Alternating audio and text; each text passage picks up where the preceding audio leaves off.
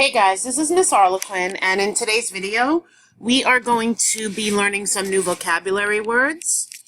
Today we're going to be looking at vocabulary words that come from our first Codex unit. They're vocabulary that are going to come from the three poems we will be reading. A poem called City, a poem called Song of the Builders, and a poem called Our City. Now, whenever we are looking at vocabulary words in class, the very first thing that we're going to do is we're going to take those vocabulary words. We're not going to look at the definitions. We're just going to look at the words, and then we are going to rate the vocabulary words. When we rate our vocabulary words, what we're basically doing is we're figuring out how well we already know those words before we actually learn what they mean.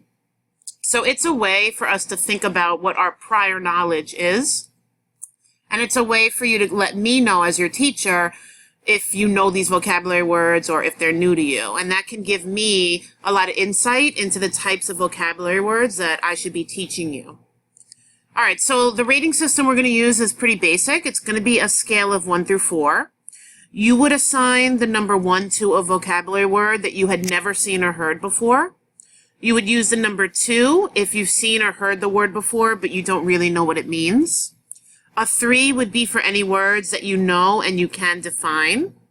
And a 4 would be for any words that you are an expert at. You know the word, you can define it, you can use it. If necessary, you can give multiple examples of that word. You feel completely comfortable with that word. You're going to say, Ms. Arlequin, sit down. I'm going to teach this word to the class. I got this. All right, so now take your vocabulary sheet, cover up the definitions, don't look at them, just look at the first column with the words, and then assign your number. The first word is lurk. Second word is covert. Third word is overt. The fourth word is stake. Fifth word is toil. The sixth word is will. And the seventh word is tranquil. All right, so as we go through the rest of the video, I'm going to be giving you the definitions of each of these words and some example sentences. I'll talk about part of speech. I'll talk about ways that you might use the word. You want to always make sure that when you're watching a vocabulary video, you have the vocabulary sheet in front of you. As we go through each of the vocabulary words, you might want to take some additional notes. Whenever you take notes from a video or from a teacher's lesson in class, the notes are meant to help you so that when you refer back to your notes, it helps you remember what you've learned. So things you might want to write down when it's a vocabulary lesson is additional example sentences if you feel like they're going to be helpful to you in helping you learn the word. Or if I give additional words that are part of the word family or synonyms, you might want to write those down as well. All of those things can help you remember a vocabulary word. So our first word is lurk. Lurk is a verb, and we hopefully all remember that verbs are action words. If you are lurking, it means that you're kind of lying hidden. You're kind of hanging around and wait, not really doing anything. And it kind of has a negative connotation. Usually when people are lurking, they're not really up to anything good. At camp, everyone was afraid that bats lurked in the trees, that they were kind of off to the side hiding, waiting to attack. They're lurking. Sometimes when I'm bored, I pretend that I am a spy lurking in the shadows, spying on my sister. So what am I doing in the shadows when I'm lurking? I'm kind of hiding there and wait. So one thing I'd like to point out to everybody is the fact that the verb lurk, since it is a verb, it can be used in many different tenses. For example, I've added ing in this sentence.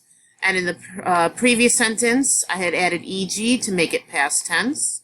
So you always want to make sure with verbs that you use the proper tense that's going to match the rest of the sentence. All right, now when I write my own example sentences, I always want to try to include as many details as possible. I don't want to just say, I was lurking in the hallway. It's not a terrible sentence. I've used the word correctly. But if somebody didn't know what the word lurk meant, they can't really tell from that sentence. I was lurking in the hallway. I was blanking in the hallway. What was I doing in the hallway? There's a lot of things I could fill in the blank with if I didn't know what lurk meant. I was running in the hallway, I was standing in the hallway, I was sitting in the hallway, I was walking in the hallway. There's not enough clues to really tell me, as someone who doesn't know what the word means, that lurk is kind of sneaking around, lying in wait in like a hidden kind of way. So as a writer, when I write example sentences, I want those sentences to have as many details as possible to help somebody who doesn't know what the word means figure it out. So I want to think about the 5 W's. In my sentence, have I told you who the sentence is about? Did I tell you what that person was doing? Did I tell you where and when they were doing it? Did I tell you why they were doing it? And did I tell you how they were doing it? You don't necessarily include all of the 5 W's, but the more that you do include, the more detailed your sentence is going to be, meaning the more context clues your sentence is going to have. Like this one right here. The stalker was lurking in the shadows, hoping that the girl he was obsessed with wouldn't notice him watching her. From this sentence, I know who it's about. It's about a stalker. I know that what they were doing, they were lurking. I know where they were lurking. They were lurking in the shadows. And I know why they were lurking. They were lurking in the shadows for one reason, because they were hoping the girl wouldn't notice him. And why was he lurking? Another reason, because he was watching that girl. When I put all of those clues together, I can figure out that lurking is kind of being hidden in a way. And I can do that because the sentence has a lot of context clues. I want you to keep that in mind when you get to the end of this video and you're writing your own example sentences. Another way to do this assignment is you could also pause the video right now, write your sentence for the word lurk, and then resume the video to go on to the next word. And you can keep doing that throughout the video. It's really up to you. It's what you think would be the easiest way for you to complete your sentences. All right, our next word is covert.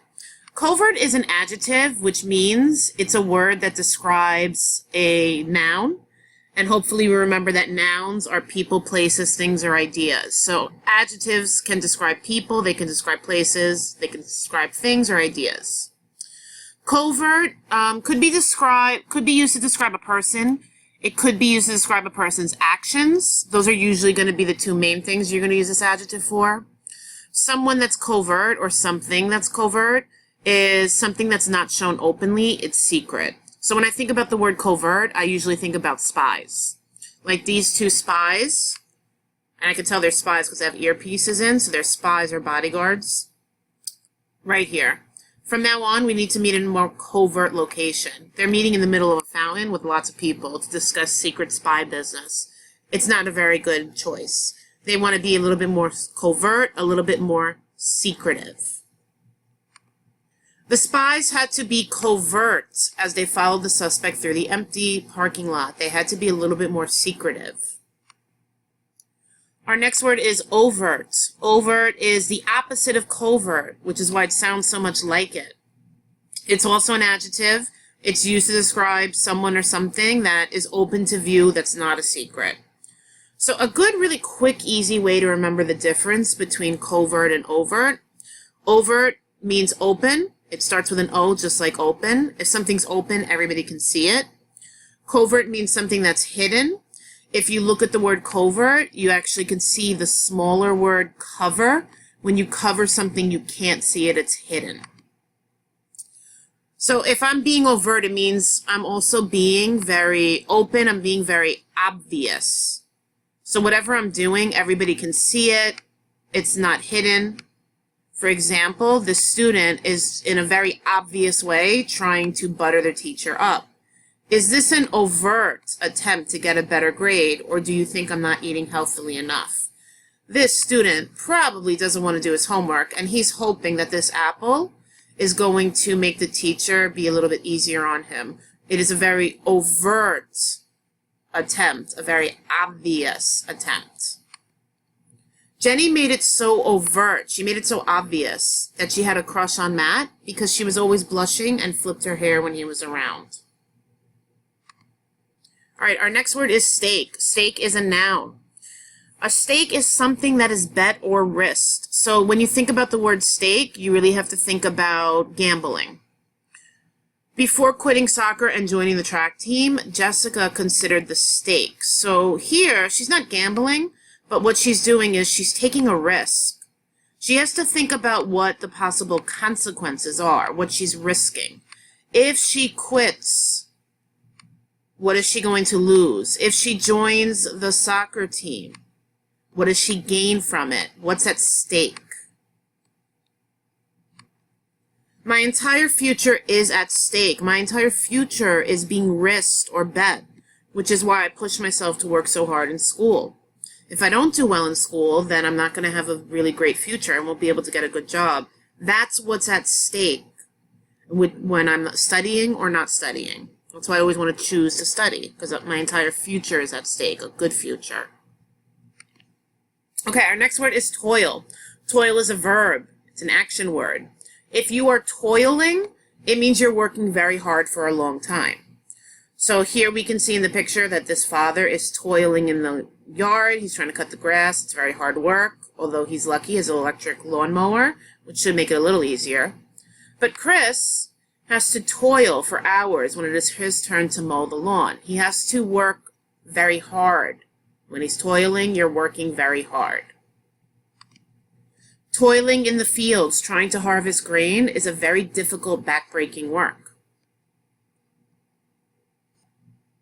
In other words, when you're toiling, you are working hard. So working hard in the fields is very difficult work. All right, and our next word is will. Will is a noun. When you talk about your will is something that you have. Everybody has a will. It means it's your determination to do something even if it is difficult. So this is a noun that is very abstract, meaning you can't hold it in your hands. You can't hold your will in your hands and say, here, take my will. This is something that's just inside you. It's your, again, determination, your desire to do something, to achieve something. Some people have a strong will. Some people have a weak will. People who have stronger wills are going to work hard and do everything they need to accomplish their dream or their goals. Somebody that has a weak will is going to give in a little bit easier, probably give up a little bit more easily. Jo found the will to finish the race even though she was exhausted. So she found it within her, the desire, the determination. With a strong will to live, plants can grow in the most unlikely of places. This is a very common phrase using the word will, your will to live. How strong is it? Again, people who have a strong will to live are going to fight. They're going to try to stay healthy. They're going to do everything they can to live a long, healthy life. All right, and our final word is the word tranquil. Tranquil is an adjective which means quiet and peaceful. Ricky was looking for a tranquil spot where he could study, but every room was too noisy. He was looking for a quiet and peaceful spot. So in this sentence, the word tranquil is describing the spot that Ricky was going to choose. Now, it could have been a chair, it could have been a bed. It's somewhere where you're going to, your spot is where you're going to sit and kind of take up space.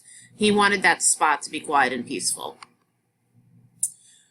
You can also, besides using the word tranquil as an adjective, you can also use it as a noun. The word tranquility is the noun version of the word tranquil, which means that the word tranquility and the adjective tranquil are members of the same word family. Now, when you are a member of the same word family, it means you have the same definition. It's just your part of speech that's different. So when you talk about the tranquility of something, you're talking about the state of being tranquil or calm, the state of being peaceful. So I could talk about the tranquility of the ocean. I'm saying that the ocean is very peaceful and calm. All right, so now it's time to put our vocabulary words into practice. You're going to take your sentences. You're going to take your vocabulary sheet and you're going to write your sentences. You'll see on the screen that there are some sentence frames that you can use to help you write your sentences, especially if you are a little unsure of how to use the word, or if you know that you sometimes use words incorrectly, meaning you have a little trouble with part of speech, you're not always sure how to use an adjective or how to use a verb, like where to use them within a sentence. These sentence frames can help you. They kind of solve the problem for you because the word is already being used correctly and you're just filling in the details within the blank. However, you do not have to use the sentence frames if you do not want to. You can come up with your own words.